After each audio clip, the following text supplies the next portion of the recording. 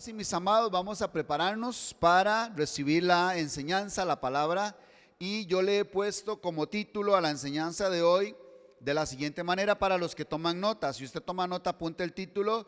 Yo le he puesto: todo te saldrá bien. Así, todo te saldrá bien. ¿Cuántos quieren eso? ¿Sí? ¿Quiere eso? ¿Quiere que todo lo que usted haga le salga bien? Y no estamos hablando solo de los negocios, no estamos hablando solo de dinero, sino que en su matrimonio le vaya bien, en su familia le vaya bien, en su trabajo le vaya bien, en su ministerio, en su liderazgo le vaya bien, en todo que le vaya bien, en todas las áreas de la vida. Pero entonces vamos a leer en Josué 1:8, pongamos este pasaje como base. Vaya conmigo a Josué capítulo 1, versículo 8. Vamos a ver, dice así la palabra de Dios. Dice: nunca se apartará de tu boca este libro de la ley, sino que de día y de noche meditarás en él, para que guardes y hagas conforme a todo lo que en él está escrito, porque entonces harás prosperar tu camino y todo, ¿qué? Te saldrá bien. ¿Cómo se llama la enseñanza de hoy? Todo te saldrá bien. Y eso es lo que queremos todos queremos. Ahora, yo creo que este pasaje lo conocemos, ¿verdad? Lo hemos escuchado. Quizás por ahí alguien haya hecho una canción, pero vamos a volver a leerlo poniendo atención a cada palabra, a cada frase. Y lea conmigo otra vez. Dice: nunca se apartará de tu boca, ¿qué? Este libro de la ley. ¿Qué quiere decir? ¿Que ya existía la Biblia en los tiempos de Josué? ¿Verdad? No nos habíamos preguntado eso. O sea, leemos el versículo, lo repetimos, lo escuchamos y no nos hacemos la pregunta: ¿cuál libro de la ley? ¿Existía la Biblia? Bueno, vamos a ver qué dice la misma Biblia. Ahora, en los días de Josué existía el libro de la ley que escribió Moisés. Si usted lee la Biblia, ¿cuántos leen la Biblia? ¿Sí la lee? Ahí dice que Dios le pidió a Moisés que escribiera un libro, todos los mandamientos, los estatutos. No es el mismo de las tablas, no son las dos tablas. Una cosa eran las dos tablas que escribió Moisés, que esas las tuvo que guardar en el arca del pacto. Ahí en el arca del pacto Moisés guardó las tablas de la ley, una taza con un poco de maná y la vara de Aarón que floreció. Ahí están guardadas estas tres cosas en el arca del pacto. ¿Y dónde está el arca del pacto? La real, el elemento de carne y hueso, diría Cantinflas. ¿Dónde está? No se sabe, se perdió. Pero vea, ahí está escondido en el arca, que representa, por cierto, a Cristo, el arca del pacto, el arca del pacto. Ahí está escondido, como está escondido también en Cristo, todos los tesoros del conocimiento y la sabiduría de Dios. Todo lo de Dios está escondido en Cristo, que es el arca también. El arca habla de Cristo. Entonces ahí fue metido las dos tablas de la ley, una taza con maná, que es el pan del cielo, y la vara de Aarón que floreció. Pero aparte de eso estaba el libro de la ley, que era otra cosa totalmente, donde Moisés escribió todos los estatutos, los mandamientos, todo lo que Dios le había pedido que escribiera ahí. Entonces, este es el libro que, por cierto, yo no sé si usted recuerda que la Biblia también dice que Josías se encontró entre los escombros después de que habían destruido el templo. Dice que el rey, un escriba, encontró el libro de la ley que estaba entre los escombros y se lo trajo a Josías. Y Josías lo leyó y se enterneció su corazón y lloró y dijo: pero ¿cómo es posible que no hemos hecho las cosas como Dios manda? Y empezó a reformar también muchas cosas el rey Josías en este libro de la ley. Ok, ya existía entonces el libro de la ley. Pero terminemos leyendo el versículo, porque vea, solo leyendo un versículo aprendemos muchas cosas. Dice, nunca se apartará de tu boca este libro de la ley, le decía Dios a Josué. Del del versículo 1 al versículo 9, Dios le está hablando a Josué. Del versículo 10 en adelante, Josué le habla al pueblo. Y los últimos versículos del capítulo 1, el pueblo le contesta a Josué. Pero aquí es Dios hablándole a Josué y le dice, nunca se apartará de tu boca ese libro de la ley, sino que de día y de noche. Diga conmigo, de día y de noche. Necesitamos leer la Biblia con más detenimiento, con más cuidado. Dice, sino que de día y de noche, ¿qué tiene que hacer? Meditar en él. Ya eso lo vimos el jueves. El jueves dimos toda una enseñanza de eso. Hay que meditar en él y explicamos qué significa meditar. Meditarás en él de día y de noche, no solo los domingos, no solo en las mañanitas ahí que leo un versículo, no, es de día y de noche meditarás en él para que guardes y hagas. Diga conmigo, hagas. ¿Qué significa hagas? Hagas, hacer, ok, que no es solo saberla, no es recitarla, no es cantarla, ¿ves? No es suficiente con saberse toda la Biblia, es hacerla. Diga conmigo, hacerla. Entonces, para que guardes y hagas conforme a todo lo que en él está escrito. Esto fue lo que nos trajeron a nosotros de ese libro de la ley. Bueno, ellos solo tenían el Pentateuco, lo que escribió Moisés. Luego los profetas escribieron también. Y luego los apóstoles también escribieron. Y aquí tenemos nosotros todo esto. Tenemos la ley, tenemos los profetas y tenemos a los apóstoles aquí. Entonces este es nuestro libro de la ley, todavía más amplio que el que tenía Josué. Entonces dice, para que guardes y hagas conforme a todo. Diga conmigo, todo. No solo una parte. Es que nos gustan las partes donde hay promesas, donde nos dicen que vamos para el cielo, donde nos dicen que Dios nos ama, donde nos dice que vamos a recibir muchas bendiciones de parte de Dios, que Él nos perdona todas nuestros pecados y sana todas nuestras dolencias. Amén, aleluya. Nos gusta eso, ¿verdad? ¿A quién le gusta? A mí me gusta, ¿o sea, no? Sí, eso es bueno, pero todavía hay más, ¿verdad? Hay más cosas. Es conforme a todo lo que en él está escrito. Y aquí viene lo interesante, porque entonces cuando yo hago todo esto que acabamos de leer, entonces harás prosperar tu camino y todo te saldrá bien. Yo creo que ya aquí podemos irnos para la casa, ¿verdad? Y hay mucho en qué pensar, porque nosotros, mis amados, yo no sé, me encontré algo interesante acerca de este libro de la ley, que por ejemplo, aquí es Josué empezando su ministerio, su obra, lo que Dios lo manda a hacer, porque ya Moisés había muerto. Entonces le traspasó la tarea a Josué. Ya Moisés murió. Pero ¿qué hizo Moisés antes de morir? ¿Sabe qué hizo? Les leyó todo el libro de la ley. Si usted lee el libro de Deuteronomio, Deuteronomio, por cierto, significa segunda ley o segundo discurso. El libro de Deuteronomio es casi una repetición de todo lo que la Biblia habla en Éxodo, en Números y en Levítico. Entonces, como un repaso, Moisés volvió a leer, volvió a recordar todos los estatutos antes de morir.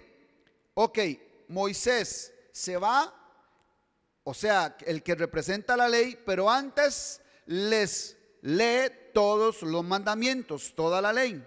Pero me encontré que si vamos a Malaquías capítulo 4, versículo 4, vaya conmigo para que hagamos este ejercicio. Vea lo que dice Malaquías 4:4. ¿Y el libro de Malaquías es el último libro de qué? De los profetas, ¿cierto? Malaquías es el último libro.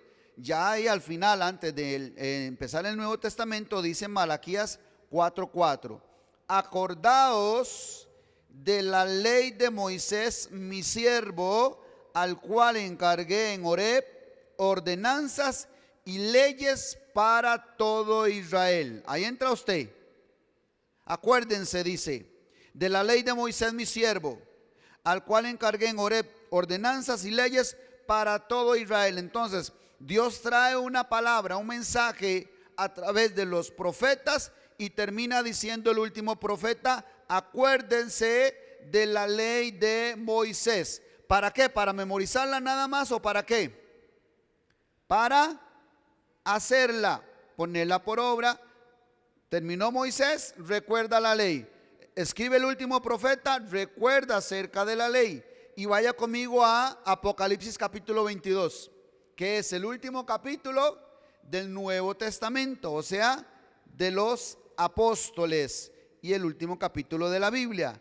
Y termina el último capítulo de la Biblia en Apocalipsis 22, 18, y dice así. Apocalipsis 22, 18. Termina diciendo Dios así, o el Espíritu Santo dice: yo testifico a todo aquel que oye las palabras de la profecía. ¿De qué? Dígalo fuerte, ¿de qué? De este libro. Si alguno añadiere a estas cosas, Dios traerá sobre él las plagas que están escritas en este libro. Versículo 19. Y si alguno quitare de las palabras, ¿de dónde? Del libro de esta profecía, Dios quitará su parte del libro de la vida y de la santa ciudad y de las cosas que están escritas, ¿dónde? En este libro. ¿Le parece interesante o no? ¿Cómo termina Dios cada discurso? Lo termina con Moisés, lo termina con los profetas y lo termina con los apóstoles. Y esto no es que está hablando de que no le agregue versículos y que no le quite versículos, no, es a su palabra, a lo que él habló, a lo que él ordenó. No le quite ni le ponga, haga conforme todo lo que está aquí escrito. Y si yo hago todo conforme a lo que está aquí escrito, ¿qué va a pasar? Todo te saldrá bien. Entonces la gran pregunta es: pastor, pero ¿por qué a mí no me sale todo bien? Y por ahí habrá alguno que se va al otro extremo y dice: es que a mí todo me sale mal. Uy, mi hermano, ya usted es un caso aparte, mejor hablamos por aparte después. Pero aquí dice que el que hace conforme a todo lo que está escrito en este libro de la ley, todo le saldrá bien. ¿No le parece una promesa maravillosa? ¿No le parece algo extraordinario? ¿No le parece emocionante? Otra cosa interesante me he encontrado yo meditando en la vida, en mis más de 15 años, porque yo tengo más de 15 años, por si no sabía, y yo he caminado ya un poquito en la vida y he visto algunas cosas. Por ejemplo, cómo el mundo ha entendido para su prosperidad, esto es lo malo, el mundo, cuando hablo del mundo, hablo de los inconversos, ni siquiera de los que le sirven a Dios, y otros que ni siquiera temen a Dios, no les sirven ni temen. Los inconversos han entendido para su propia prosperidad, su propio éxito, lo que la iglesia no ha entendido. Me explico. Hay científicos, hay conquistadores, hay millonarios, hay famosos, hay gente poderosa, y ha habido gente poderosa naturalmente hablando, pero porque han leído la Biblia y ellos le llaman principios, que han visto acá y dice: pero esto es poderoso para ponerlo en práctica, y lo ponen en práctica, pero para su éxito, para su prosperidad, para este mundo. Entonces, mi amado, ¿qué es lo que le quiero decir? Que si usted pone en práctica todo lo que aquí está escrito, y sobre todo en el temor de Dios, ¿cómo le va a ir? Bien, no solo materialmente, sino espiritualmente también. Porque de ahí no está bien que a uno le vaya bien materialmente y no le vaya bien, por ejemplo, en la familia. O sea, hay muchos millonarios que son infelices. Pero espérese, le tengo la segunda parte. Hay muchos cristianos que también son infelices. O sea, no se trata solo de proclamarme cristiano, de que hice una oración, de que voy todas las semanas a la iglesia y asunto arreglado. No, mi hermano. O sea, no se trata solo de ir a la iglesia, porque aquí en este libro no dice solo que hay que congregarse, que por cierto eso dice, sí. ¿Usted lee la Biblia? ¿Qué dice en este libro? Que hay que congregarse. Y si usted hace todo lo que está escrito en este libro, ¿cómo le va a ir? Bien. Entonces, ¿qué tiene que hacer usted? Congregarse. Solo le estoy diciendo una cosa, pero aquí hay miles de cosas que dice este libro que hay que hacer y miles de cosas que dice este libro que no hay que hacer. Y si yo obedezco a todo, ¿cómo me va a ir? ¿Cómo me va a ir? Bien. En todo lo que haga, todo me saldrá bien. Me irá bien en todo. Pero yo veo, incluso yo escucho hoy día personas que dicen, Jesús habló más del dinero que del amor. Y entonces yo voy a escudriñar y yo digo, no, este hermanito no ha entendido el mensaje del evangelio. Pero resulta que él vio dinero ahí y se fue detrás del dinero y logró una gran cantidad de dinero. Porque él puso en práctica, claro, para su conveniencia, y detrás del Dios del dinero, o detrás de su éxito, de su prosperidad en este mundo, puso los principios en práctica y le funcionaron. Otros para el éxito, otros para hacerse famosos, otros para ser poderosos. Mis hermanos, muchos multimillonarios ponen en práctica principios. Por ejemplo, mencionan mucho los proverbios, mencionan mucho el libro de Eclesiastés. Y dicen el secreto escondido en el libro de Eclesiastés para hacerse millonario. Y ellos van y sacan secretos y usted se queda, mi hermano, sorprendido. Óigame, y entonces ellos se están comiendo el pan que es de los hijos, pero porque ellos entendieron algo. Ay, si entendieran todo, porque entendieron algo, si entendieran todo, que pueden poner en práctica los principios, pero también el temor, pero también la obediencia, pero también la humildad, pero también el negarse y seguirlo a Él, seguramente serían más poderosos. Pero ahora venimos a la parte de los cristianos. Hemos entendido también solo una parte. Y entonces nosotros creemos que con solo orar y congregarme y cantar canciones y ir un día a la semana a la iglesia, ya con eso estoy bien. Pero llega a la casa y se encuentra con los problemas, se encuentra con las tribulaciones, se encuentra con las dificultades y no sabe qué hacer, porque solo leyó, escudriñó, solo entendió la parte donde decía que hay que congregarse, que hay que orar y que hay que ser bueno. Pero no, mi hermano, vaya y escudriñe más. Vaya y enciérrese en su cuarto y dígale, Señor, revélame cuál es el mensaje que hay en tu libro, el libro de la ley. Pero revélame todo, porque yo quiero que todo me salga bien. Algunos cristianos no les va bien en su matrimonio, porque incluso voy a rayar bien fino. Incluso algunos le sirven a Dios y descuidan su matrimonio, descuidan su familia. Otros le sirven a Dios y descuidan sus finanzas. Otros le sirven a Dios y cuidan su vida personal también, su integridad. ¿Creen que solo hablar de Dios es bueno? No solo es hablar de Dios, es experimentar a Dios y vivir a Dios, manifestar a Dios. Y solo le estoy tocando puntitos por ahí, pero hay mucho más aquí. Y la Biblia dice todo.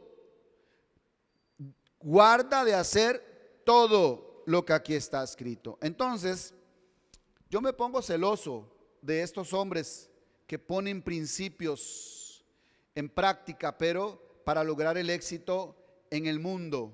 Y yo digo, ¿y cómo los cristianos solo nos comemos una parte del rollo, como usted ha visto en algunos profetas, ¿verdad? Que el ángel le dice, cómete el rollo. Y al principio le sabe amargo, ¿verdad? Pero después dulce. O al principio dulce y después amargo. Eso no sabemos, pero cómaselo todo, le dice el ángel al profeta. Cómase todo el rollo. Mi hermano, entonces nosotros tenemos que comer el pan del cielo que es Cristo, porque de eso habla la Biblia de Cristo. Pero todo hay que comerlo. Entonces, mi hermano, hay muchas cosas que nosotros necesitamos saber de este libro de la ley, y permítanme llamarle así, porque eso es lo que dice el versículo de Josué. La Biblia habla de hombres extraordinarios como Abraham, como Moisés, como Josué, como David, que tuvieron éxito, fueron prosperados, fueron bendecidos, fueron usados, fueron grandes hombres de la Biblia, de la historia, del reino de Dios. Estos fueron hombres tremendos, y solo les cito algunos. Le cité a Abraham, le cité a Moisés, le cité a Josué, le cité a David, y ni que se diga de Jesús, porque Él es el mayor de todos y el que fue más prosperado en su camino de todos, porque Él cumplió, óigame, hasta el último puntito que tenía que cumplir. ¿Y cómo murió? Murió en paz, murió prosperado, murió tremendamente cuando dijo, Padre, en tus manos encomiendo mi espíritu. Y dijo, consumado es, y expiró. ¿A alguien le gustaría morir así, sabiendo que ya le toca y entregó el espíritu? O sea, no que se lo quitaron, no que se le fue, sino que él dijo, ya he acabado todo. Padre, toma mi espíritu. Ese fue el mejor de todos, Jesús. Y no pensemos que lo mataron y que porque sufrió, es que estaba escrito que sufriera. Dentro del plan, dentro del propósito, dentro de la voluntad de Dios estaba que fuera inmolado, que fuera azotado. Y Él lo entendía y a eso vino. Y Él se sujetó a todo lo que la palabra de su Padre decía acerca de Él.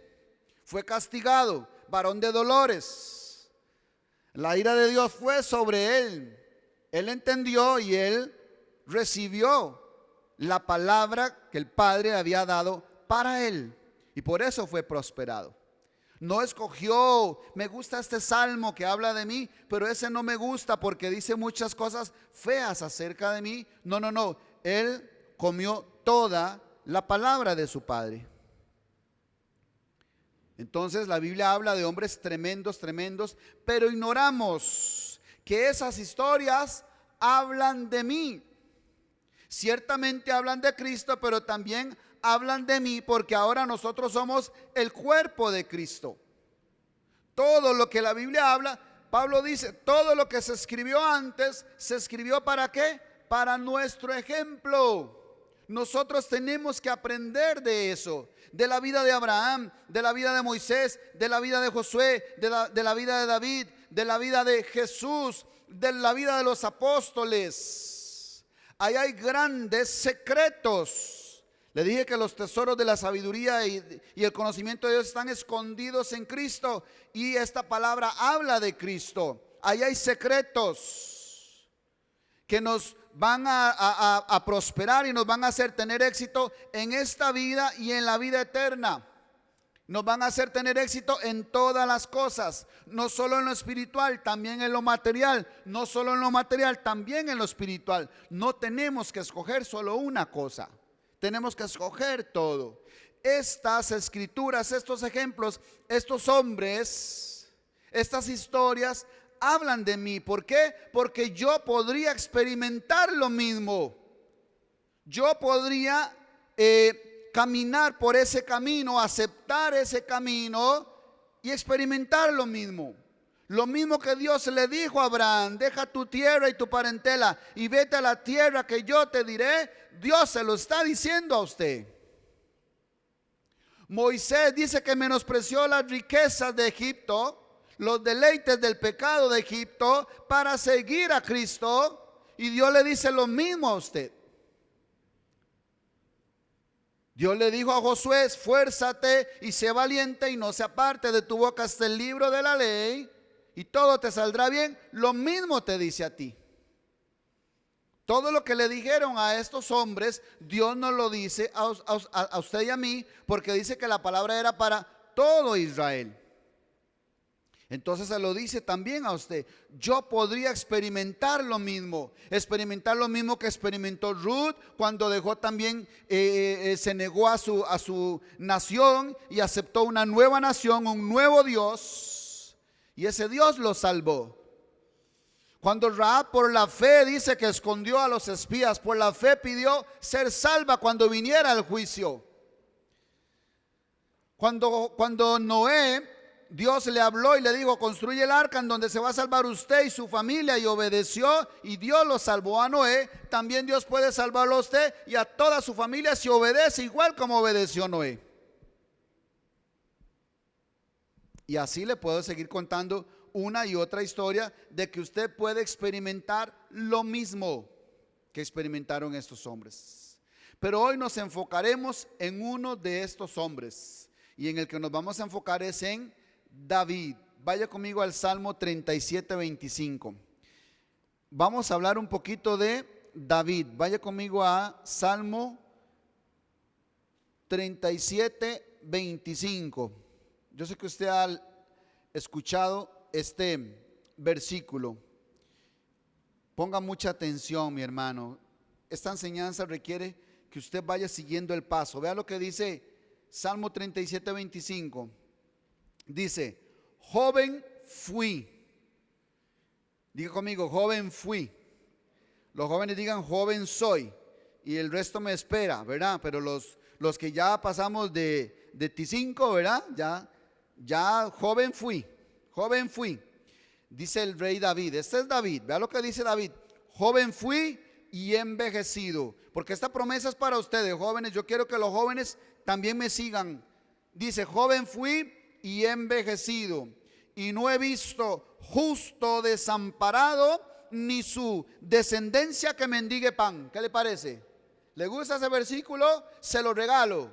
Salmo 37, 25. Nunca lo olvide, escríbalo, repítelo, memorícelo, medite en él día y noche. Solo un versículo, mi hermano, te puede hacer poderoso. Dios lo puede sostener a usted con una sola palabra. El centurión le dijo: di la palabra y mi siervo sanará. Si usted le cree a Dios, mi hermano, una palabra te puede hacer libre, te puede sanar, te puede salvar, te puede restaurar, te puede levantar, puede solucionar el problema que usted tenga. Una sola palabra de Dios. Y tenemos miles aquí, pero tenemos que leer la Biblia, escudriñar la Biblia, meditar en ella. Entonces, por eso David dijo un día: joven fui. Ya él estaba entrado en años. Dijo: joven fui y envejecido, y no he visto justo desamparado, ni su descendencia que mendigue pan. ¿Alguien ha visto eso? ¿Alguien de los que están más o menos de mi edad? Así que ya pasamos, no quiero decir mi edad, no calcule usted, pero ya yo soy abuelo. Ya le di una pista: ya soy abuelo, y entonces ya yo he envejecido, pero he visto una cosa: yo no he visto un justo desamparado, ni su descendencia que mendigue el pan. Hasta el día de hoy, en todos los días de mi vida, yo no he visto un justo desamparado, ni su descendencia que mendigue el pan. Dios ha sido bueno, porque Él es bueno y para siempre es su misericordia. Pero vea lo que dice el 26. Espérese, el 26 dice: en todo tiempo, hablando del justo, está hablando todavía del justo que no es desamparado. En todo tiempo tiene misericordia y presta. ¿Qué necesito yo tener para poder prestar? ¿Aló? ¿Hay alguien aquí? ¿Se fueron todos para la casa? ¿Qué necesito para poder prestar? Tener. O sea que el justo, que Dios nunca ha desamparado, ¿qué pasa? Tiene, ha sido prosperado, porque está hablando del justo, no del injusto, ni del impío. No está hablando del impío, está hablando del justo. Entonces el justo el que Dios no ha desamparado, porque medita en su ley de día y de noche, y en Jehová está su delicia, porque lo dice él en el Salmo 1, él está prosperado, está bendecido. Dice que es como árbol plantado junto a corrientes de agua, que da fruto a su tiempo, su hoja no cae y todo lo que haga prosperará. Esa es la experiencia de David. David conocía a Dios, David había experimentado a Dios. David es uno de los tipos más tremendos de Cristo, que representa a Cristo. Es uno de los mejores ejemplos, la vida de David, acerca de la iglesia también, como debería ser la iglesia.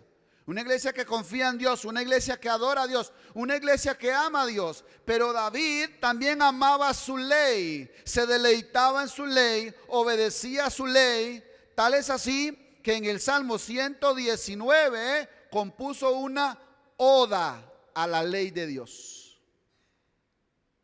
176 versículos tiene el Salmo 119 y solo hablan de la ley, de la palabra, de los estatutos, de los mandamientos. Y él está diciendo que son buenos, que se deleita, que los quiere, que quiere inquirir en ellos, que los ama, que quiere estar meditando en ellos día y noche. David no quería estar en otro lugar. Yo no sé dónde quiere estar usted ahorita.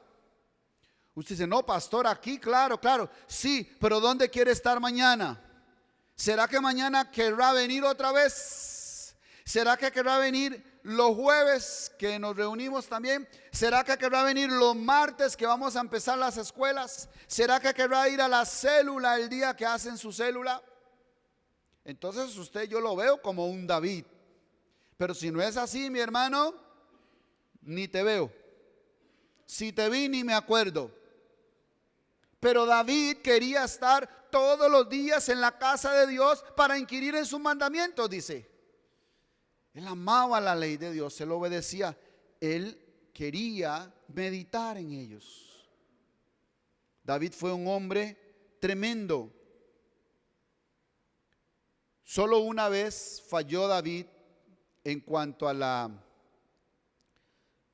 oficio, al llamado que Dios le dio a él como rey. Solo una vez falló, y no estoy hablando de aquel adulterio y eso, no, porque eso le trajo, fue un error de él, de vida, y le trajo sus consecuencias. Estoy hablando de su llamado como rey. Solo una vez cometió un error David. ¿Sabe cuándo? Cuando trajo el arca montada en una carreta con bueyes. Y entonces un hombre la sostuvo, cayó fuego del cielo y lo mató, y dejó el arca tirada, y se fue David todo asustado. Así dice Segunda de Crónicas. Se fue asustado. ¿Y sabe qué hizo? Se fue a leer el libro de la ley y se dio cuenta que así no era como se cargaba. Y entonces por segunda vez fue a traer el arca y la trajo como dice el libro de la ley. ¿Y sabe qué pasó? Cambió la cosa. Ya no hubo muerte, ya no hubo fuego, ya hubo bendición, porque se dio cuenta que la habían dejado en la casa de Obed-edom, que usted cantó ahora la canción, pero no sé si sabe a qué se refiere la canción. Pero era que el arca del pacto la dejaron tirada, pero entonces la llevaron a la casa de Obed-edom y estuvo 3 meses en la casa de Obed-edom. ¿Y qué pasó? Fue bendecido Obed-edom y toda su casa, y llegaron a contarle a David: David, vieras que el arca que dejaste se la llevaron a guardar a la casa de Obed-edom y Dios lo está bendiciendo. Usted no tiene idea de cuánto y cómo, a él y a toda su casa. Y dice David: ¿cómo es la cosa? No, el arca tiene que venir acá otra vez a Jerusalén. Y entonces se fue ahora sí a ir con lupa, con más cuidado, porque seguro él decía: ya yo he leído, he inquirido, amo su ley, pero se le fue un detalle, no puso atención en ese detalle. Entonces ahora sí lo hizo como Dios manda, como dice el libro de la ley, y trajo el arca otra vez a Jerusalén. Pero óigame, vea lo que sucedió cuando un hombre sí viene con temor y trae el arca de Jehová a su casa. Es bendecido él y toda su familia. ¿Cuántos quieren eso? entonces lleve el arca de Dios a su casa. Eso dice la Biblia. Lo que pasa es que a veces no leemos la Biblia. Ay, pastor, pues no puede ir a hacerme una oración a mi casa y ungirme las paredes con aceite. Mi hermano, no, charita aceite, porque el aceite no hace nada. La oración del pastor por las paredes no hace nada. Es usted en su corazón que tiene que llevar el arca, porque los sacerdotes, eso se dio cuenta David, que la llevaban en carretas y en bueyes, pero se dio cuenta que el libro de la ley decía que tenía que ir sobre los hombros de los levitas, de los sacerdotes, de los siervos de Dios, de los hijos de Dios. Ese es usted, el arca de Dios tiene que ir sobre sus hombros, usted tiene que cargarla. Usted es el que lleva la bendición a su casa y a toda su familia. Y usted le dice a sus hijos: vea, hijos míos, vea, esposa, vea, esposo, yo no sé, pero a partir de hoy aquí esta casa es casa de oración, dijo Jesús. Aquí se adora a Dios, aquí se sirve a Dios y aquí se honra a Dios. Y entonces viene el arca de Jehová, la presencia de Jehová a esa casa. Y solo le estoy citando algunas cositas que están en este libro de la ley. Entonces David, no le leí el 26 porque me quedé en que dice que el justo en todo tiempo tiene misericordia y presta, porque tiene, ¿verdad? Pero termina diciendo: y su descendencia es para bendición. ¿Cuántos quieren eso? Mi hermano, óigame, yo les contaba los jueves anteriores, yo leía estos versículos y yo decía: Padre, tu palabra es la verdad. Eso dice el Salmo 119. Lámpara es a mis pies tu palabra. Tu palabra es la verdad. Señor, yo quiero eso. Yo voy por eso. Yo, Señor, quiero que mi familia sea para bendición, que mis hijos sean para bendición. Entonces eso es lo que pasa. Su descendencia es para bendición. Y yo le he repetido una y otra vez a mis hijos, ya se los he dicho y no me canso de decirles, y yo les digo: es imposible que a ustedes les vaya mal en esta vida. Es imposible. Ustedes son para bendición. Eso es lo que yo le digo a mis hijos. Y ahora vienen mis nietos, y porque son mi descendencia, ustedes son para bendición. Ustedes son benditos de Jehová. Ustedes son para honrar a Dios. Ustedes son del Señor. Porque yo no he visto justo desamparado, ni su descendencia que mendiga el pan, y su descendencia será para bendición. Yo quiero todo eso, pero no me quedé en ese versículo, sigo leyendo para poner por obra de hacer todo lo que aquí está escrito para que se cumpla lo otro. ¿Qué hizo a David experimentar la gloria de Dios y llegar a esta conclusión que dice en el Salmo 37:25 que acabamos de leer? Yo tengo una leve sospecha de por qué David fue un hombre tan tremendo y que experimentó a Dios de una manera extraordinaria. Yo tengo una leve sospecha, y es que yo creo que él estudió la vida de Josué.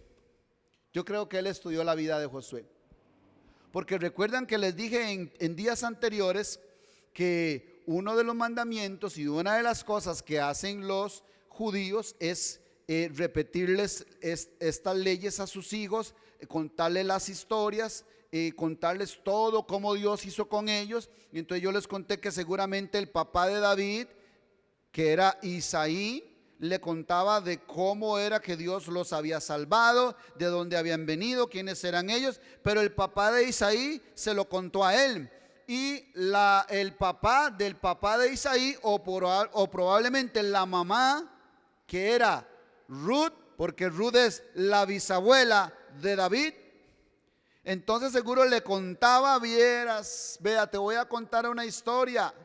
Vea, yo antes no era, pero ahora soy. ¿Qué dice la Biblia? Que antes no éramos, pero ahora somos. Yo antes no era, pero ahora soy. Porque vea, te voy a decir algo, pero no le digas a nadie: yo era moabita. Yo era de Moab y adorábamos dioses falsos y la cosa era pero horrible. Pero un día yo creí en el Dios de Israel. Yo dije, yo quiero, yo puedo, yo voy aunque me cueste la vida. Y entonces yo me hice judía, me convertí al judaísmo, seguí a mi suegra. Óigame, ya eso era fuerte, ¿verdad? Seguí a mi suegra, le creí a mi suegra, me dejé discipular por mi suegra. Por aquello, ¿verdad? Que Dios le esté hablando a alguien. Y entonces conocí a un hombre, a vos, que era un hombre tremendo, era guapo, adinerado, temeroso de Dios, y él se fijó en mí. Ay, y para no cansarlos con el cuento, dice, nos casamos. Y eso sí, terminaron siendo felices para siempre. Y tuvieron hijos, y los hijos tuvieron hijos, y luego el otro hijo fue David. Y todas esas historias se las pasaban contando. Pero probablemente por ahí salió una historia más larga. Dice, vea, porque nosotros éramos extranjeros en una tierra allá en Egipto, y de pronto se levantó Moisés y nos sacó y nos trajo, pero los dejó a la orilla del Jordán. Y en la orilla del Jordán el que tuvo que meter a Israel al pueblo de Canaán fue Josué. Y ese Josué, viera qué tremendo fue ese hombre, un conquistador tremendo. Óigame, venció a todos los enemigos y repartió la tierra. Toda esta tierra la repartió Josué. Y seguramente donde le contaban esas historias a David, porque le contaban esta y otra, todas las historias, que es lo que tenemos que hacer nosotros con nuestros hijos, contarles las maravillas que Dios ha hecho con nosotros, de dónde nos ha traído, qué ha hecho con nosotros, cómo nos ha sanado, cómo nos ha libertado, cómo nos ha bendecido. Todo eso hay que contárselo a nuestros hijos y a los hijos de nuestros hijos. Y entonces entre esas historias David dijo, wow, me impacta ese Josué. Y empezó a estudiar la vida de Josué, porque prácticamente son muy parecidos. Son los dos conquistadores más tremendos que tenemos en la Biblia, Josué y David. Y entonces él seguramente se fue a buscar en el libro de la ley y hizo como nosotros, que nos fuimos a Josué capítulo 1. Vaya conmigo a Josué capítulo 1 otra vez. Y leyó toda la historia de Josué, pero nosotros vamos a leer del 1 al 9 nada más. Josué 1, del 1 al 9 dice así: aconteció después de la muerte de Moisés, siervo de Jehová, que Jehová habló a Josué, hijo de Nun, servidor de Moisés, diciendo: mi siervo Moisés ha muerto. Ahora pues, levántate y pasa este Jordán, tú y todo este pueblo, a la tierra que yo les doy. ¿A quién? A los hijos de Israel. Recuerde que cuando habla de que Dios quiere darle algo a los hijos de Israel, eso era en el viejo pacto. En el nuevo pacto es a usted que quiere darle todas las cosas. Si no nos escatimó a su propio hijo, ¿cómo no nos dará juntamente con él qué? ¿Usted lee la Biblia? ¿Cómo no nos dará juntamente con él qué? Todas las cosas. Yo no sé cuál Biblia lee usted, pero vea todo lo que nos estamos perdiendo. Solo por estar de religioso, viniendo el domingo y luego me voy a la casa a seguir la vida que vivo, y peleando y refunfuñando y quejándome, en lugar de ir y decir, no, Dios, ahí tiene que haber algo. Señor, tú tienes que ser más que una religión. Señor, tú tienes que ser real. Señor, yo quiero experimentarte. Yo quiero vivir la vida de Dios. Yo no quiero vivir una religión. Yo no quiero ser cualquier pandereta. Yo quiero ser un hijo de Dios y experimentar la vida de Dios, porque tú dijiste que eras la verdad, el camino y la vida. Yo quiero esa vida. Y usted agarrarse ahí del manto del Señor y no soltarlo hasta que lo bendiga, hasta que le abra los ojos, hasta que le diga, sí, así es. Y se le abre a usted los ojos del Espíritu y empieza a ver la gloria de Dios en cada versículo, en cada capítulo, en cada libro, en cada historia y en cada sombra que hay a nuestro alrededor, que habla de la gloria de Dios también. Hasta en su hermano lo va a ver usted. Hasta en las cosas malas usted va a ver la obra de Cristo. Porque quiere enseñarte algo. Porque quiere matar algo en ti. y usted dice, Señor, amén. Hasta eso, usted, si sucede algo malo, usted dice, Señor, ¿quién soy yo para decirte cómo hacer las cosas? Libérame de este orgullo, libérame de esta vanagloria. ¿Ves? Algo está haciendo Dios en usted, pero si usted no está atento a la voz de Dios, usted solo va a ver derrotas, solo va a ver tribulaciones, no va a ver la mano de Dios obrando en su vida o en su familia. Entonces, seguimos leyendo porque David se fue a ver la historia y la vida de Josué, y entonces encontró que Dios le dijo a Josué en el versículo 2: mi siervo Moisés ha muerto, ahora pues levántate y pasa este Jordán tú y todo este pueblo a la tierra que yo les doy a los hijos de Israel. Yo os he entregado. Usted ha leído este versículo y seguro va a brincar otra vez su espíritu ahí dentro de usted. Yo os he entregado, como lo había dicho a Moisés, todo lugar que pisare la planta de vuestro pie. ¿Lo ha escuchado ese versículo? Y usted nada más anda ahí. Usted nada más anda ahí. Todo lo que pisa mi pie. Pero luego se va para la casa a hacer tonteras. Se va para la casa a ver novelas. Se va para la casa a pelear con su marido. Se va para la casa a ver el celular. 2 horas ahí viendo el celular. Hasta que termina loco. Y usted, yo sé que a usted le ha pasado esto.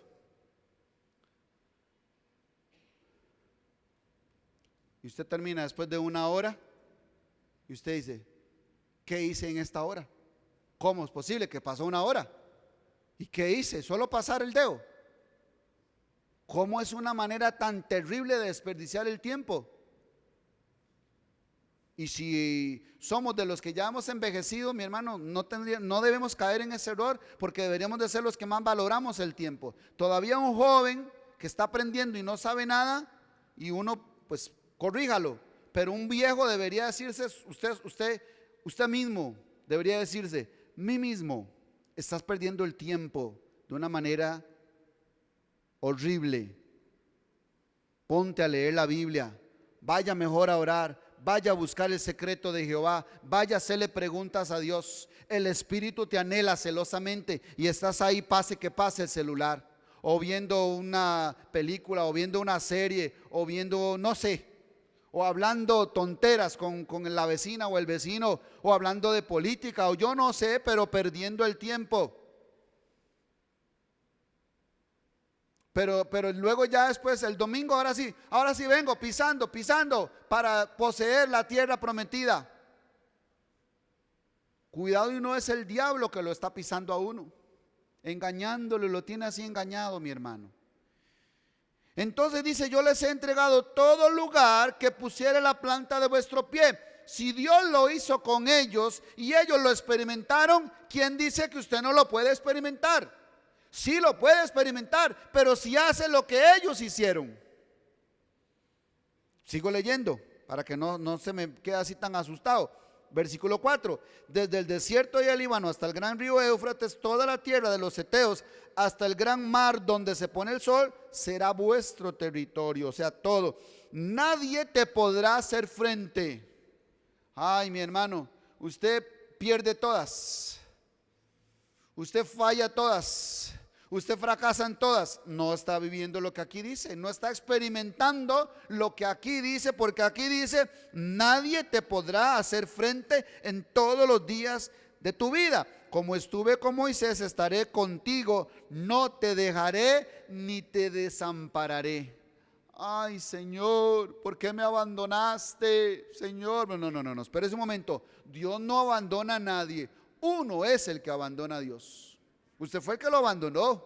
Usted fue el que dijo, ay, esta semana no puedo ir porque vieras que tengo un dolorcito ahí que se me encajó en no sé a dónde, no puedo congregarme. Pastor, Dios conoce. Pastor, vieras que es que no tenía pasajes para ir, Dios conoce. Pastor, vieras que es que no tenía paraguas y estaba lloviendo mucho, Dios conoce. Sí, Dios conoce que usted, mi hermano, está más en el mundo que en Cristo, más allá que acá. Dios conoce que usted lo está desamparando a él, no él a usted. Dios nunca te va a desamparar. ¿Ok? Nosotros somos los que nos alejamos de él. Entonces, por eso Dios le dice, y eso es lo que tenemos que hacer todos en el versículo 6, por eso Dios le dice, porque no es fácil, yo sé, pastores, que para usted es muy fácil. ¿Cómo que para mí es fácil? ¿Por qué? ¿Soy un robot yo o qué? No tengo esposa yo, no tengo hijos, no como, no tengo responsabilidades, porque para mí es más fácil y para usted no.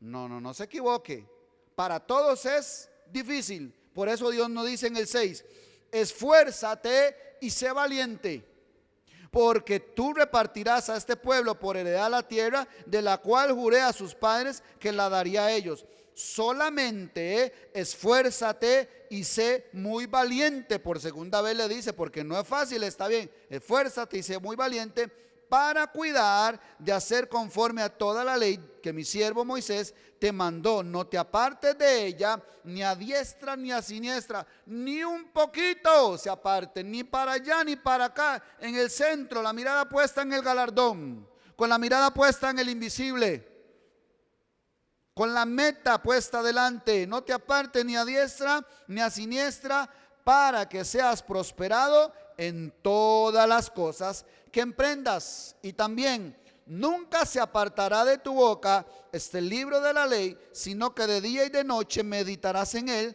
para que guardes y hagas conforme a todo lo que en él está escrito, porque entonces harás prosperar tu camino y todo te saldrá bien. Tercera vez dice, mira que te mando. Aquí hay un mandamiento y hay que hacer todo lo que aquí dice. O sea, hay algo que hay que hacer. Mira que te mando, que te esfuerces y seas valiente.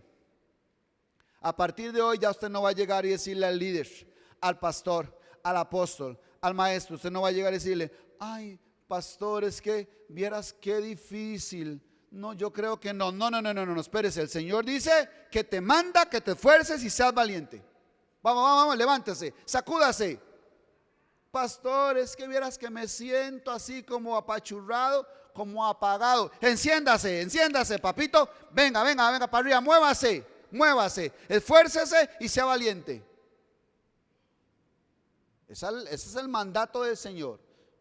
Mira que te mando que te esfuerces y seas valientes, no temas ni desmayes, porque Jehová tu Dios estará contigo en donde quiera que vayas. Y solo estos 9 versículos. Y seguramente estudió la vida de Josué y dijo, yo quiero ser como Josué. Josué es un representante fidedigno de Cristo. De hecho, el nombre Josué en hebreo es Yeshua, que es si pudiéramos decirlo acá en español, como el sinónimo de Jesús. O sea, Josué significa Jehová salva. En Josué estaba el nombre de Jehová, Jehová salva.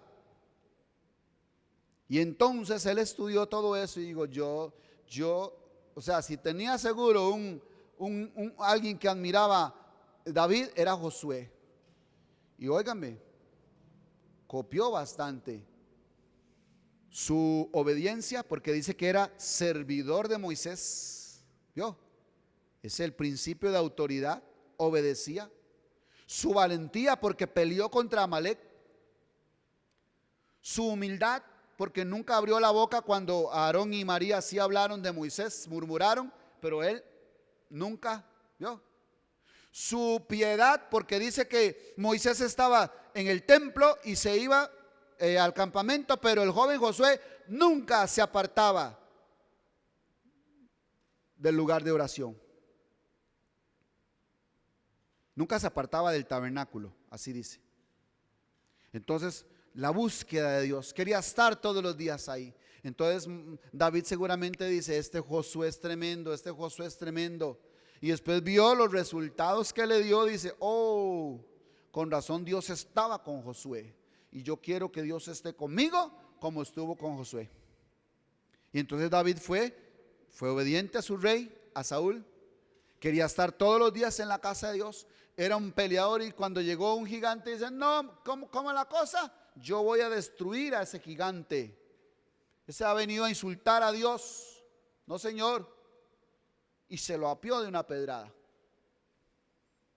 Entonces fue tan celoso de Dios, pero seguramente estudiaba las historias de Josué. Y yo no sé cuál actitud va a tomar usted. Si va a decir, pastor, me gusta todo eso que dice que Dios no se va a apartar de mí, que todo lo que pise la planta de mi pie, que todo me saldrá bien, que seré prosperado, que nadie me podrá hacer frente. Me gusta todo eso, pastor. Sí, todo eso puede ser para usted, pero si guardas de hacer todo conforme está escrito en este libro de la ley.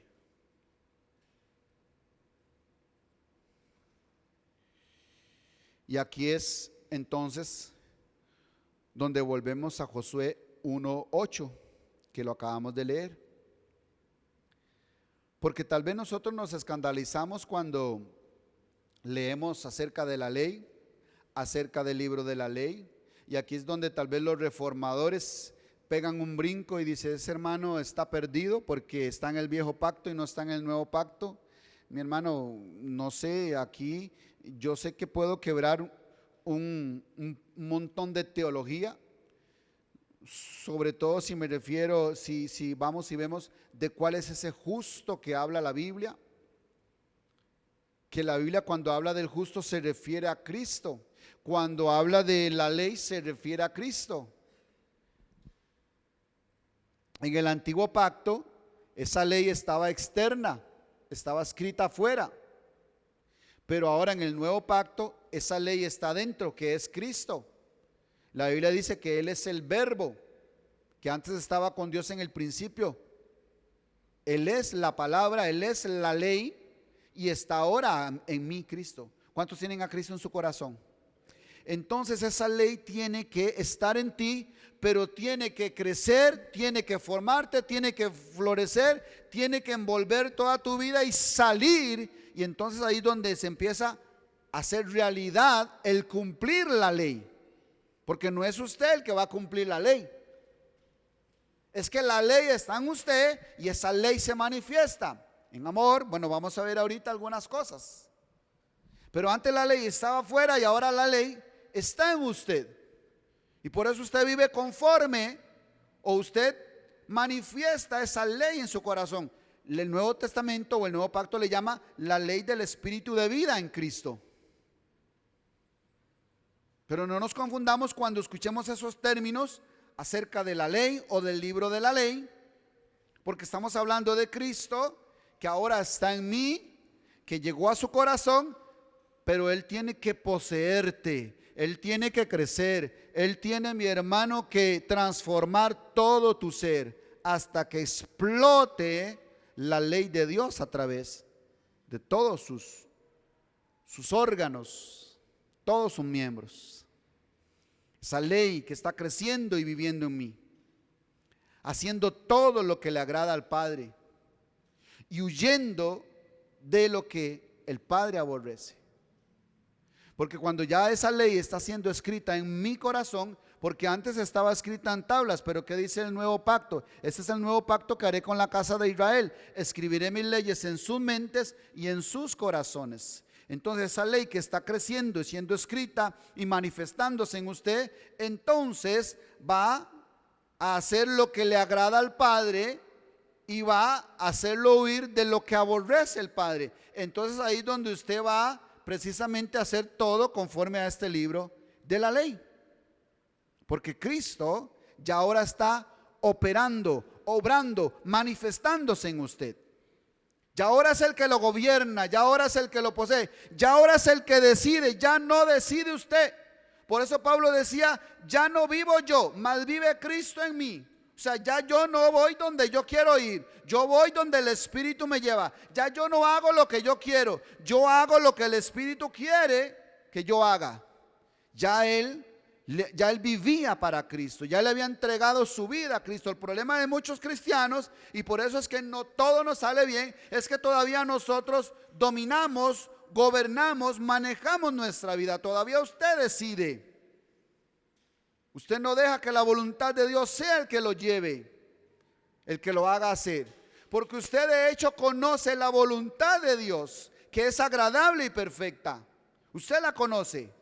Pero usted dice, ay, es que me gusta tanto ese morenazo. Yo me lo voy a ganar, pastor. Yo gano el cuerpo, el alma para Dios y el cuerpo para mí. Mi hermano, ya empezaste mal. Te estás moviendo en la carne. Y el que anda en la carne no agrada a Dios.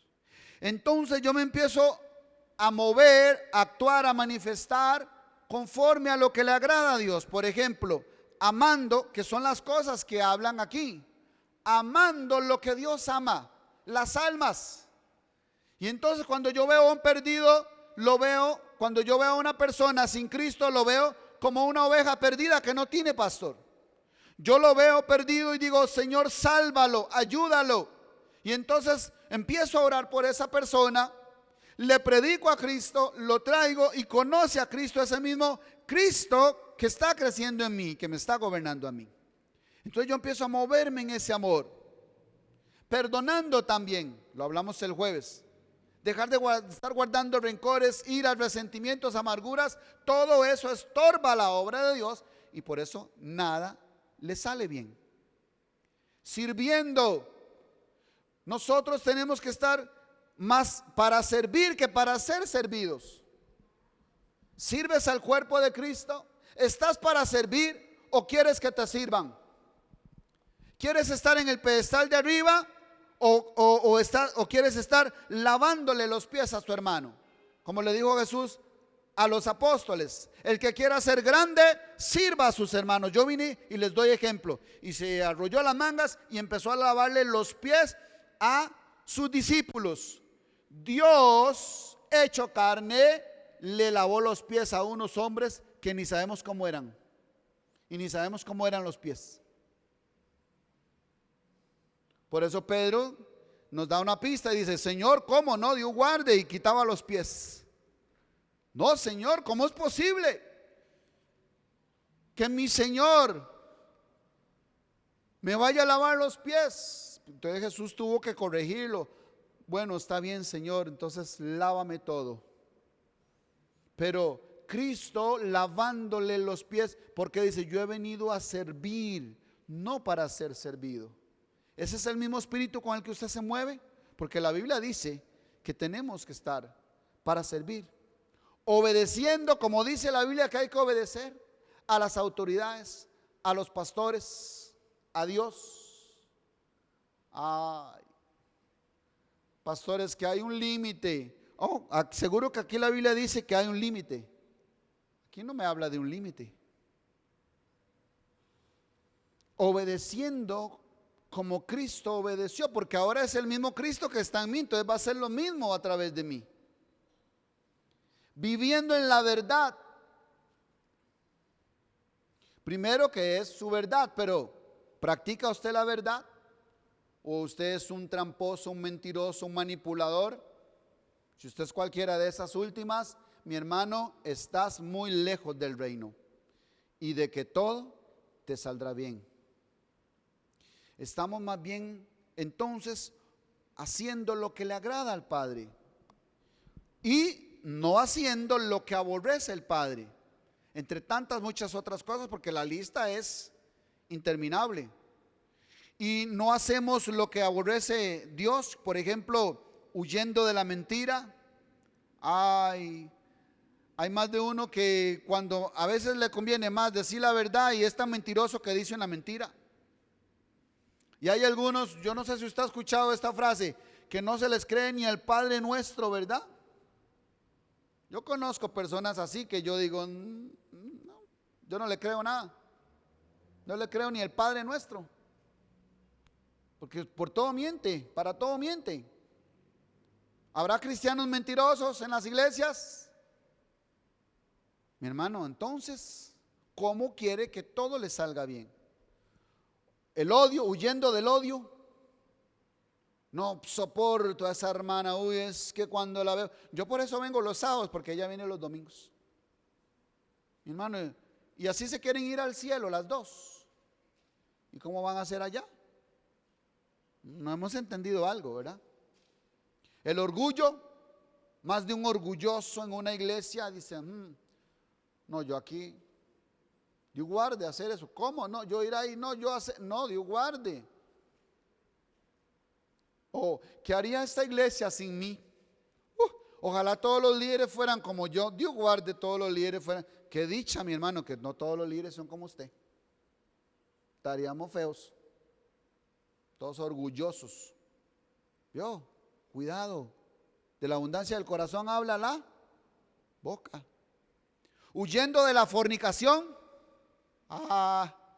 Eso aborrece el Padre. La fornicación. Los malos deseos, la lujuria, la lascivia, todo el adulterio, todo eso. Huyendo de la fornicación, porque eso dice la Biblia y hay que hacer todo conforme a lo que aquí está escrito. Pleitos, iras, contiendas. No puede hacer nada si no termina peleando. No puede decirle nada a nadie si no termina regañándolo. Vive como con un bochinche interno, no tiene paz. Mi hermano, no estás viviendo conforme a todo lo que aquí está escrito. Y la lista de lo que no hay que hacer es interminable también. Entonces, ¿cuál libro de la ley estamos leyendo? ¿Cuál ley es la que está operando en mí? ¿Cuál ley es la que está creciendo? ¿Cuál ley es la que me está formando y transformando? Si no es la ley del Espíritu de vida en Cristo, entonces, mi hermano, por eso es que nada me sale bien. O sea, un hombre y una mujer viviendo conforme a todo lo que está escrito en el libro de la ley, por lo tanto, todo lo que haga le saldrá bien. Póngase de pie, por favor.